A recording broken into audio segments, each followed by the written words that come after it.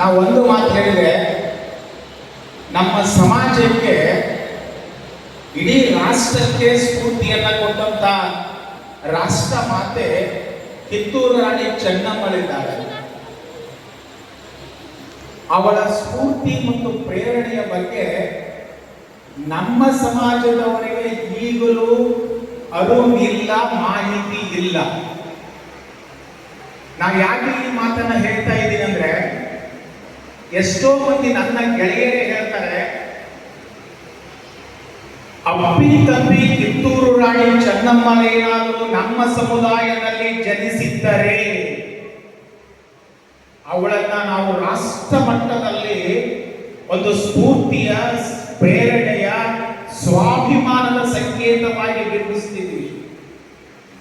ನೀವು ಈಗಲೂ ಕೂಡ ಅವಳ ತ್ಯಾಗದ ಬಗ್ಗೆ ಆಗಲಿ, ಅವಳ ಸ್ಫೂರ್ತಿಯ ಬಗ್ಗೆ ಆಗಲಿ, ಅವಳ ಪ್ರೇರಣೆಯ ಬಗ್ಗೆ ಆಗಲಿ, ಅವಳ ಹೋರಾಟದ ಬಗ್ಗೆ ಆಗಲಿ ಸರಿಯಾಗಿ ಅರ್ಥ ಮಾಡಿಕೊಂಡಿಲ್ಲ. ನಿಜಕ್ಕೂ ದುಃಖ ಅನಿಸ್ತದೆ. ಯಾಕೆ ಈ ಮಾತು ಹೇಳ್ತಾ ಇದ್ದೀನಿ ಅಂದ್ರೆ, ಇದು ಕೇವಲ ಬೇರೆ ಸಮುದಾಯದವರು ಹೇಳಿದ್ದಲ್ಲ, ಬ್ರಿಟಿಷ್ ಅಧಿಕಾರಿಗಳೇ ಹೇಳ್ತಾರೆ.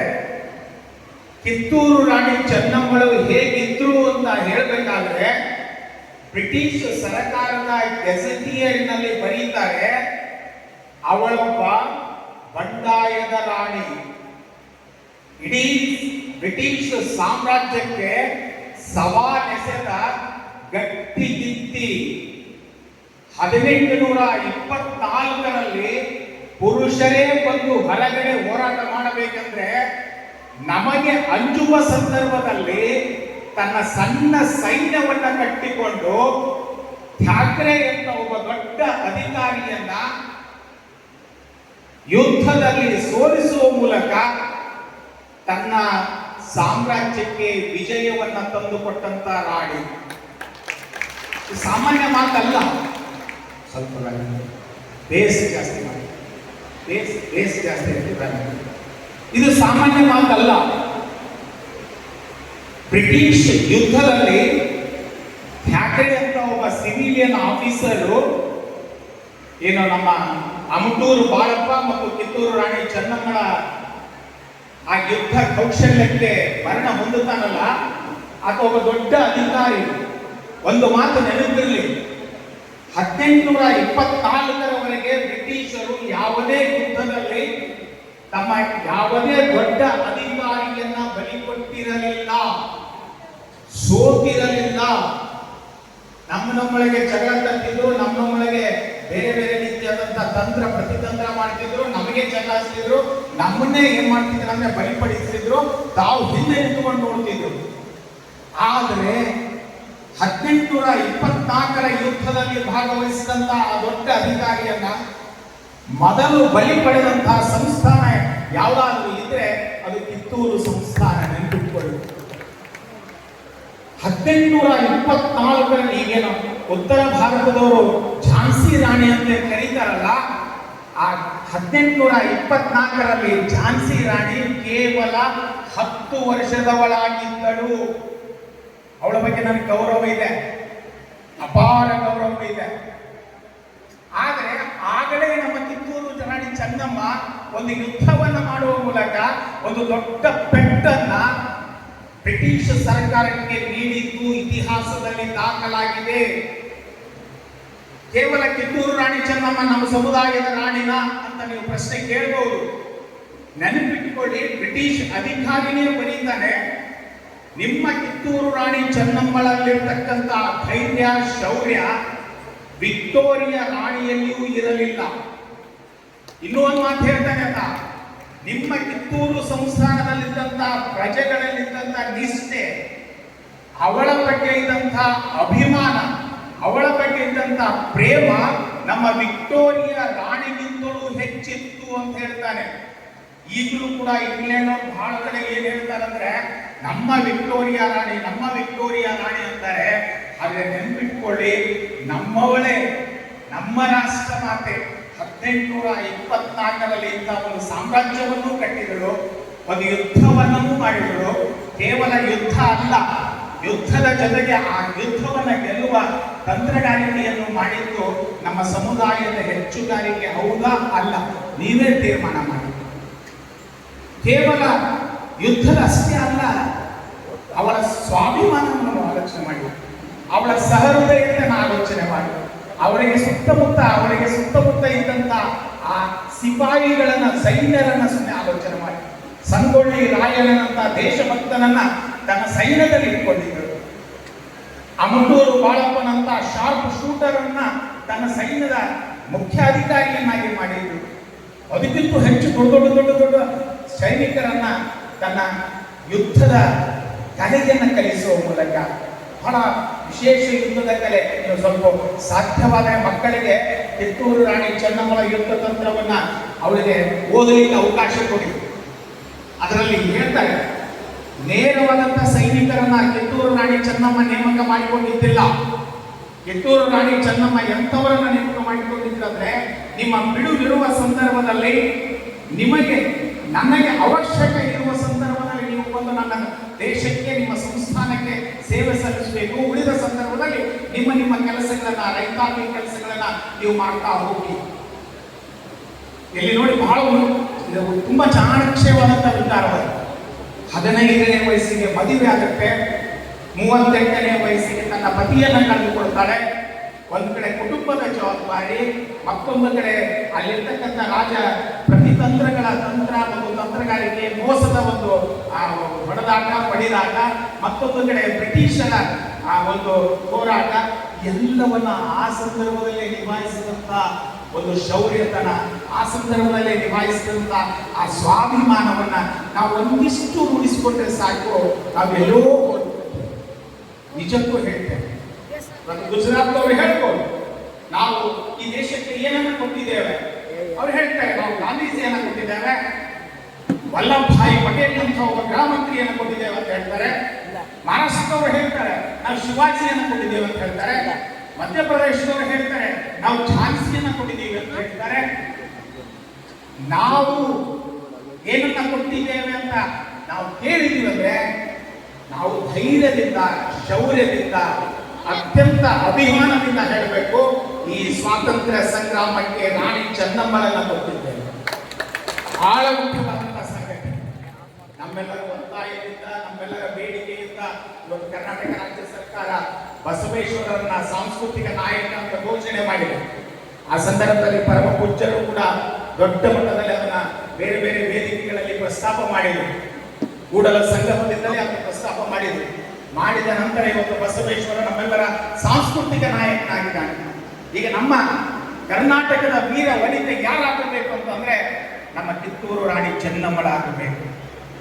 ಅದಕ್ಕಾಗಿ ನಾನು ಹೇಳೋದಿಷ್ಟೇ, ಪ್ರಾರಂಭದಲ್ಲೇ ಮಕ್ಕಳಿಗೂ ಹೇಳ್ತೇನೆ, ಯಾರಾದರೂ ಹಿರಿಯರು ಓದಿಲ್ಲ ಅಂದ್ರೂ ಕೂಡ ಕಿತ್ತೂರು ರಾಣಿ ಚೆನ್ನಮ್ಮಳ ಇತಿಹಾಸವನ್ನ ಸೂಕ್ಷ್ಮವಾಗಿ ಓದಿಕೊಳ್ಳಿ.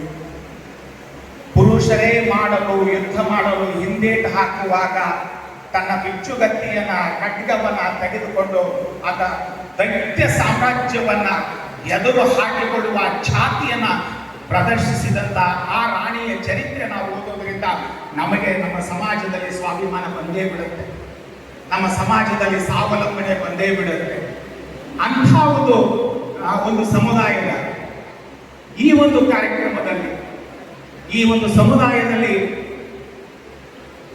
ಹುಟ್ಟಿ ತಮ್ಮ ಶೈಕ್ಷಣಿಕ ಸಾಧನೆಗಳನ್ನು ಮಾಡುವ ಮೂಲಕ SSLCಯಲ್ಲಿ ಗರಿಷ್ಠ ಅಂಕಗಳು, PUCಯಲ್ಲಿ ಗರಿಷ್ಠ ಅಂಕಗಳನ್ನು ಪಡೆಯುವ ಮೂಲಕ ಇವತ್ತು ನಮ್ಮ ಸಮುದಾಯದ ಹಿರಿಯರೆಲ್ಲರೂ ಕೂಡಿಕೊಂಡು ಅವರಿಗೊಂದಿಷ್ಟು ಸನ್ಮಾನದ ಕಾರ್ಯಕ್ರಮವನ್ನು ಏರ್ಪಡಿಸಿದ್ದಾರೆ. ಅದು ನಿಜಕ್ಕೂ ಕೂಡ ಅಭಿನಂದನೀಯ ಕಾರ್ಯಕ್ರಮ. ನಾ ಯಾಕೆ ಈ ಮಾತನ್ನ ಹೇಳ್ತೀನಿ ಅಂತಂದ್ರೆ, ನಮ್ಮ ಸಮುದಾಯದ ವಿದ್ಯಾರ್ಥಿಗಳು, ನಮ್ಮ ಸಮುದಾಯದ ಯುವಕರು, ನಮ್ಮ ಸಮುದಾಯದ ಯುವತಿಯರು ಈಗ ಒಂದು ದೊಡ್ಡದಾದಂತಹ ಸ್ಪರ್ಧೆಯನ್ನು ಎದುರಿಸಬೇಕಾದಂಥ ಪ್ರಸಂಗ ಇದೆ. ಅಂಥ ಸಂದರ್ಭದಲ್ಲಿ ಅವರನ್ನ ಕರೆದು ಪರಮ ಪೂಜ್ಯರ ಆಶೀರ್ವಾದವನ್ನು ನೀಡಿ, ನೀವು ನಮ್ಮ ಸಮುದಾಯದವರು, ನೀವೇನೇ ಮುಂದಿನ ಒಂದು ಶೈಕ್ಷಣಿಕ ಸಾಧನೆ ಮಾಡ್ತೀರಿ, ಅದಕ್ಕೆ ನಮ್ಮ ಆಶೀರ್ವಾದ ಇದೆ ಅಂತ ಹೇಳುವಂತ ಈ ಒಂದು ಕಾರ್ಯಕ್ರಮದಲ್ಲಿ ಈಗಾಗಲೇ BS ಪಾಟೀಲ್ ಸರ್ ಅವರು ವಿದ್ಯಾರ್ಥಿಗಳನ್ನು ಉದ್ದೇಶಿಸಿ ಬಹಳಷ್ಟು ವಿಷಯಗಳನ್ನು ಹೇಳಿದ್ದಾರೆ. ನಾನು ಕೇವಲ 3 ವಿಷಯಗಳನ್ನು ಹೇಳ್ತೇನೆ, ಎಲ್ಲರೂ ನೆನಪಿಟ್ಕೊಳ್ಬೇಕು. ಇಡೀ ಯುರೋಪ್ ಖಂಡ ಮತ್ತು ಜಪಾನ್, ನಿಮಗೆಲ್ಲರಿಗೂ ಗೊತ್ತಿದೆ, ಇವತ್ತು ಜಪಾನ್ ನಂಬರ್ 1 ಸ್ಥಾನದಲ್ಲಿದೆ. ಅವರು ಅನುಸರಿಸಿದ್ದು ಈ 3 ಟೆಕ್ನಿಕ್. ಒಂದು, ನಮ್ಮ ಸಂಸ್ಕೃತದಲ್ಲಿ ಒಂದು ಶ್ಲೋಕ ಇದೆ, ಒಂದು ಧ್ಯೇಯ ವಾಕ್ಯ ಇದೆ, ಅನುಗಚ್ಚತಿ ಪ್ರವಾಹಂ, ಪ್ರವಾಹದೊಂದಿಗೆ ಈಜಾಡಿ. ಅಂದ್ರೆ ಪ್ರವಾಹದ ವಿರುದ್ಧ ಅಲ್ಲ, ಪ್ರವಾಹ ಯಾವ ಕಡೆ ಹೋಗ್ತಾ ಇದೆಯಲ್ಲ ಅದಕ್ಕಿಂತ ಮುಂಚೆ ನೀವು ಹೋಗಿ ನಿಲ್ಲಬೇಕು. ಯಾಕಂದ್ರೆ ಇವತ್ತು ನೀವೆಲ್ಲ ನೋಡ್ತಾ ಇದ್ದೀರಿ, ಜಾಗತೀಕರಣದ ಸಂದರ್ಭದಲ್ಲಿ ತಂತ್ರಜ್ಞಾನದಲ್ಲಿ ಬದಲಾವಣೆ ಆಗ್ತಾ ಇದೆ, ನಿಮ್ಮ ಮೊಬೈಲ್ ಕ್ಷೇತ್ರದಲ್ಲಿ ಬದಲಾವಣೆ ಆಗ್ತಾ ಇದೆ, ಶಿಕ್ಷಣದಲ್ಲಿ ಬದಲಾವಣೆ ಆಗ್ತಾ ಇದೆ, ಉದ್ಯೋಗದಲ್ಲಿ ಬದಲಾವಣೆ ಆಗ್ತಾ ಇದೆ, ಬೇರೆ ಬೇರೆ ಎಲ್ಲ ಬದಲಾವಣೆಗಳಾಗ್ತವೆ. ಆ ಎಲ್ಲ ಬದಲಾವಣೆಗಳನ್ನ ಮೊದಲು ನೀವೇನ್ ಮಾಡಬೇಕು, ಅಳವಡಿಸಿಕೊಳ್ಬೇಕು. ಅದು ಎದಕ್ಕೆ ಬೇಕು?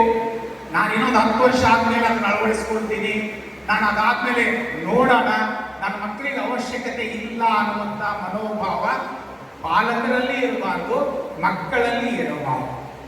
ಜಪಾನ್ ಮಾಡೋದು ಅದೇ ಕೆಲಸವನ್ನ. ನಾವೆಲ್ಲರೂ ಈಗ 5C ಮೊಬೈಲ್ ಅನ್ನು ಬಳಸ್ತಾ ಇದ್ದೀವಿ, ನೀವೆಲ್ಲ ನೋಡ್ತಾ ಇದ್ದೀವಿ. ಅದೇ ಈಗಾಗಲೇ 10C ಪ್ರಾರಂಭ ಮಾಡ್ಕೊಂಡಿದೆ. ನಮಗಿಂತ ಎಷ್ಟು ಮುಂದಿದೆ?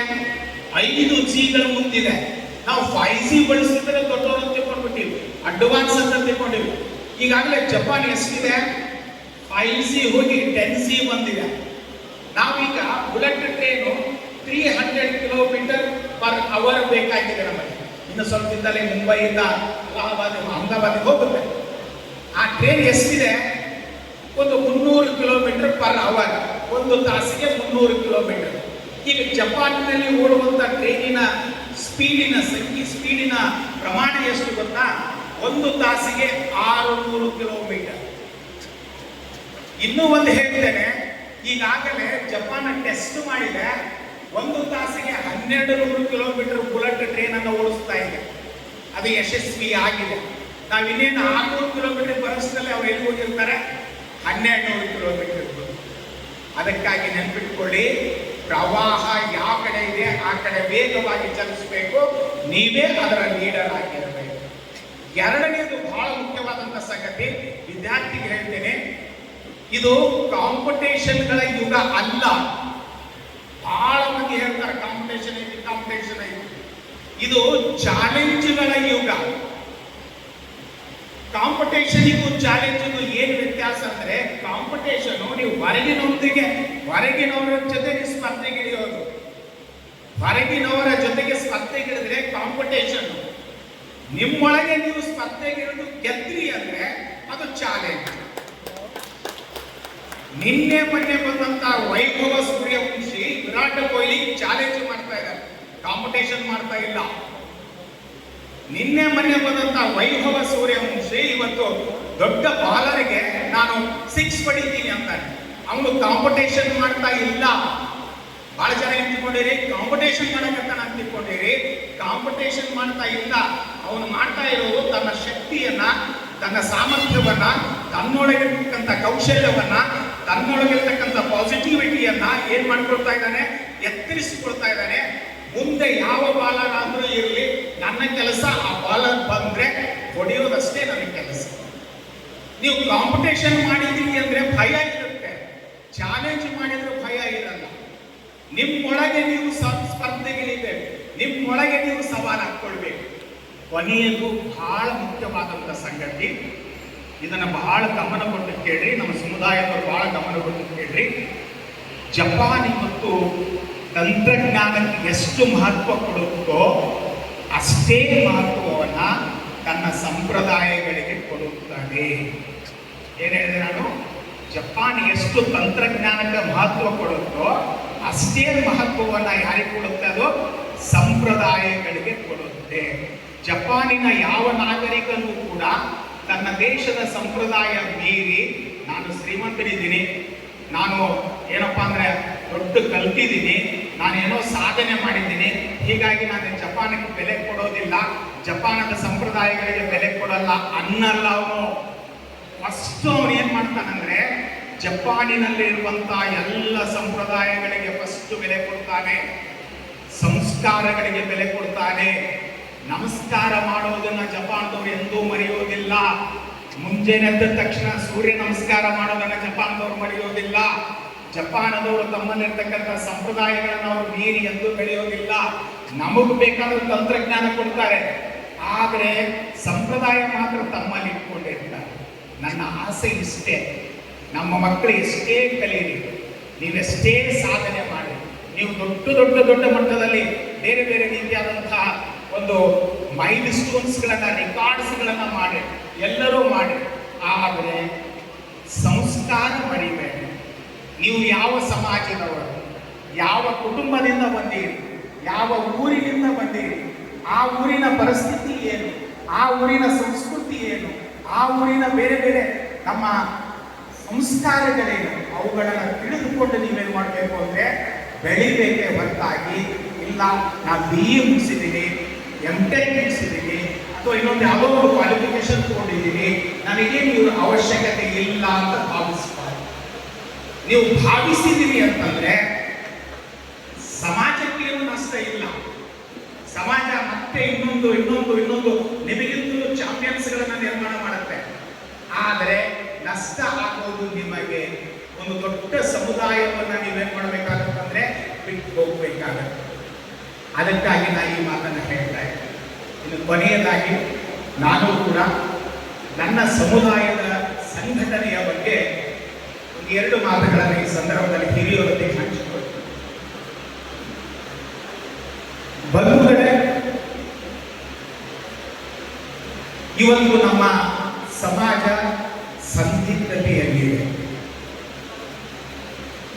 ಎಲ್ಲರೂ ಸಂಘಟಿತರಾಗಿ ಬೇರೆ ಬೇರೆ ಅವಕಾಶಗಳನ್ನ ಪಡೆಯುವ ಸಂದರ್ಭದಲ್ಲಿ ನಮಗುಂಟಾದಂಥ ಆಘಾತ, ಮೋಸ, ವಂಚನೆಯಿಂದಾಗಿ ನಾವು ಪಡೆಯಬೇಕಾದಂಥ ಎಷ್ಟೋ ಹಕ್ಕುಗಳನ್ನ, ಎಷ್ಟೋ ಸವಲತ್ತುಗಳನ್ನ ನಮಗೆ ಪಡೆಯಲಿಕ್ಕೆ ಆಗಲಿಲ್ಲ. ಇಂಥ ಸಂದರ್ಭದಲ್ಲಿ, ಸಂದಿಗ್ಧ ಇರುವ ಸಂದರ್ಭದಲ್ಲಿ ಸಮಾಜವನ್ನ ತೆಗೆದುಕೊಂತ ಹೋಗೋದು ಅಥವಾ ಸಮಾಜದಲ್ಲಿನ ತಪ್ಪುಗಳನ್ನ ಎತ್ತಿ ಹಿಡಿದು ಮಾತಾಡ್ತಾ ಹೋಗುವುದು ದೊಡ್ಡ ಶಾಣೆತನ ಅಲ್ಲ.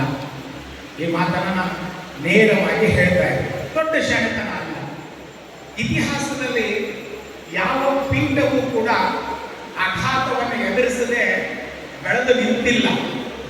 ಯಾವ ಸಾಮ್ರಾಜ್ಯವೂ ಕೂಡ ಯುದ್ಧವನ್ನ, ಸೋಲನ್ನ ಎದುರಿಸದೆ ಬೆಳೆದು ನಿಂತಿಲ್ಲ. ಯಾವ ಸಮಾಜವೂ ಕೂಡ ಅಪಮಾನವನ್ನ ಎದುರಿಸದೆ ಬೆಳೆದು ನಿಂತಿಲ್ಲ. ಇದೊಂದು ಕಾಲಘಟ್ಟ, ನಮ್ಮ ಕೆಟ್ಟ ಗಳಿಗೆ. ಆ ಕೆಟ್ಟ ಗಳಿಗೆಯಲ್ಲಿ ನಮಗೊಂದಿಷ್ಟು ಅವಘಡಗಳು ಸಂಭವಿಸಿದವು. ಆದರೆ ಅವಘಡಗಳನ್ನ ಮೆಟ್ಟಿ ನಿಂತು ನಾವೆಲ್ಲರೂ ಒಗ್ಗಟ್ಟಿದ್ದೀವಿ ಅಂತ ತೋರಿಸಬೇಕೇ ಹೊರತಾಗಿ ಅವಘಡಗಳನ್ನ ಎತ್ತಿ ಹಿಡಿದು ಮಾತಾಡ್ತಾ ಹೋಗುವುದು ಸರಿ ಅಲ್ಲ ಅನ್ನೋದು ನನ್ನ ನೇರವಾದಂಥ ಮಾತು. ಈ ಒಂದು ಮಾತಿಗೆ ನಿಮಗೆ ಒಂದಿಷ್ಟು ನೋವು ಆಗಬಹುದು, ನನಗೆ ಅದರ ಅಪೇಕ್ಷತೆ ಇಲ್ಲ. ಈ ಸಂದರ್ಭದಲ್ಲಿ ಗಮನಿಸಬಹುದು, ಇವತ್ತು ಸಮಾಜದಲ್ಲಿ ನಾವೆಷ್ಟು ಜನಸಂಖ್ಯೆ ಇದ್ದೀವಿ ಅಂತ ನೋಡೋದಿಲ್ಲ, ಎಷ್ಟು ಒಗ್ಗಟ್ಟಿದ್ದೀವಿ ಅಂತ ನೋಡುತ್ತಾರೆ. ಸಮಾಜ ನಾವೆಷ್ಟು ಎತ್ತರದಲ್ಲಿದ್ದೀವಿ ಅಂತ ನೋಡೋದಿಲ್ಲ, ನಾವೆಷ್ಟು ನೆಲದೊಂದಿಗೆ, ಈ ಭೂಮಿಯೊಂದಿಗೆ, ಸಣ್ಣವರೊಂದಿಗೆ ಸಂಬಂಧ ಇಟ್ಕೊಂಡಿದ್ದೀವಿ ಅಂತ ನೋಡುತ್ತೆ. ಸಮಾಜದಲ್ಲಿ ನಾವು ಏನಪ್ಪ ಎಲ್ಲರಿಗಿಂತ ಶ್ರೀಮಂತರಿದ್ದೀವಿ ಅಂತ ನೋಡೋದಿಲ್ಲ. ನಿಮ್ಮ ಸಮುದಾಯದಲ್ಲಿ ಬಡವರು ಎಷ್ಟದರಂತ ನೋಡೋದು. ಅಂದ ಮೇಲೆ ನಮ್ಮ ಕರ್ತವ್ಯ ಏನು? ಒಗ್ಗಟ್ಟಾಗಬೇಕು, ಬಡವರನ್ನ ನಾವು ಮೇಲೆತ್ತಬೇಕು, ಇನ್ನಷ್ಟು ಗಟ್ಟಿ ಆಗಬೇಕು ಅನ್ನೋದು ನನ್ನ ಭಾವನೆ.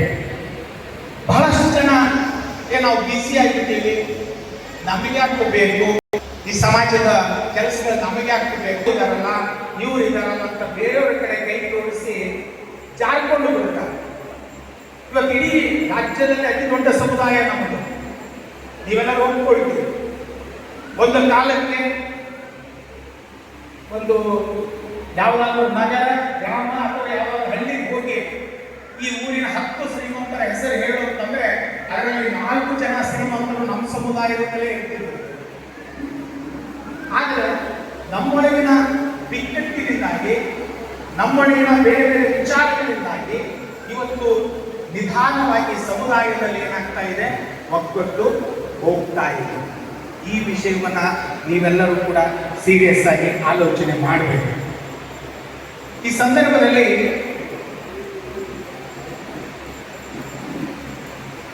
ಮುಖ್ಯವಾದಂತಹ ಸಂಗತಿ ಏನಂದ್ರೆ, ಸಮಾಜ ಬದುಕಿದ್ರೆ ನಾವು ಬದುಕುತ್ತೀವಿ.